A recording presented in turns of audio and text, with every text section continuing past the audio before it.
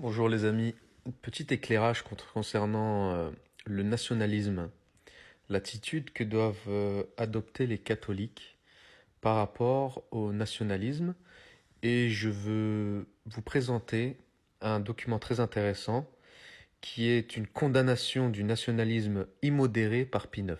Je le cite. C'est à ces convoitises déréglées, se dissimulant pour donner le change sous le voile du bien public et du patriotisme, qu'il faut attribuer sans contredit les haines et les conflits qui s'élèvent périodiquement entre les peuples. Cet amour même de sa patrie et de sa race, source puissante de multiples vertus et d'actes d'héroïsme lorsqu'il est réglé par la loi chrétienne, n'en devient pas moins un germe d'injustice et d'iniquité nombreuse si, transgressant les règles de la justice et du droit, il dégénère en nationalisme immodéré.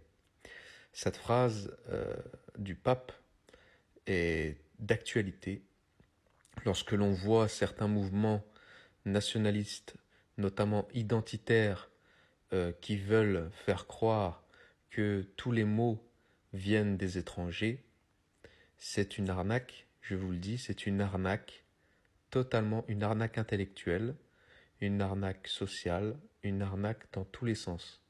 Ces gens-là ne nous disent pas pourquoi il y a des étrangers, pourquoi il y a de l'islam en France, à quoi servent ces étrangers, quels intérêts, c'est les intérêts de qui servent ces étrangers, etc., etc. Je le cite encore.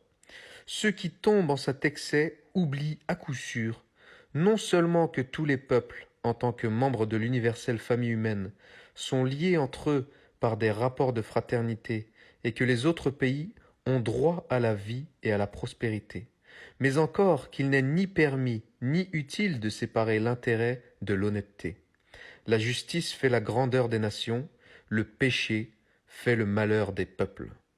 Que si une famille ou une cité ou un État a acquis des avantages au détriment des autres, cela pourra paraître aux hommes une action d'éclat et de haute politique. Mais saint Augustin nous avertit sagement que de pareils succès ne sont pas définitifs et n'excluent pas les menaces de ruine. C'est un bonheur qui a l'éclat et aussi la fragilité du verre, pour lequel on redoute que soudain il ne se brise à jamais. Amen. Donc cette lettre, c'est l'encyclique de Pie IX qui s'appelle Ubi Arcano Dei Concilio du 23 décembre 1922. Une encyclique qui est vraiment d'actualité. Lorsqu'on voit les mouvements de droite, des droitards dégénérés, que j'appelle ça, c'est une arnaque totale, euh, aucune sagesse, ils surfent sur les émotions des gens en parlant que des étrangers, de l'islam, etc. Oui, ils surfent sur certains problèmes, sur des vérités que l'on peut tous constater, mais en aucun cas ils s'adressent à nos intelligences. Parce que s'ils nous s'adressaient à nos intelligences et qu'ils avaient un minimum de sagesse et un minimum de foi, parce que celui qui a la foi cherche la vérité, l'honnêteté et la justice dans ses propos, eh bien ils nous expliqueraient le pourquoi du comment. Et le pourquoi du comment, eh bien, lorsque l'on creuse un peu et que l'on se pose de vraies questions, eh bien, on se rend compte que tout cela n'est qu'une farce, que tout cela profite bien évidemment aux lobbies, aux puissances, aux multinationales qui n'ont plus de nation. N'oubliez pas que les multinationales n'ont plus de nation.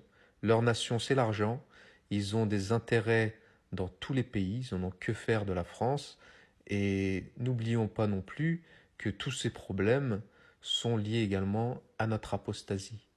La nature ayant horreur du vide, l'apostasie de la France, la nouvelle religion laïque, a permis tout cela. Nous avons déjà discuté de ça dans une précédente vidéo. Voilà, petit éclairage catholique. Le combat est spirituel, il est doctrinal. L'Église a toujours défendu la vérité en ce qui concerne la foi et les mœurs. L'Église est éclairante et lorsque l'on s'appuie sur ces éclairages, eh bien, nous revenons un petit peu sur terre et nous prenons un peu de recul bien évidemment, et de la clairvoyance pour discerner un petit peu ce qui se passe autour de nous. Le combat est donc spirituel, il n'est pas politique malheureusement. La solution ne viendra pas de la politique, la solution ne viendra pas de l'économie ni de la politique, il viendra d'une conversion, de la conversion du peuple français à la véritable religion, à celle qui a fait la France, à celle qui a construit la France et ses institutions, et qui en a fait un joyau pour l'humanité. À très bientôt mes chers amis.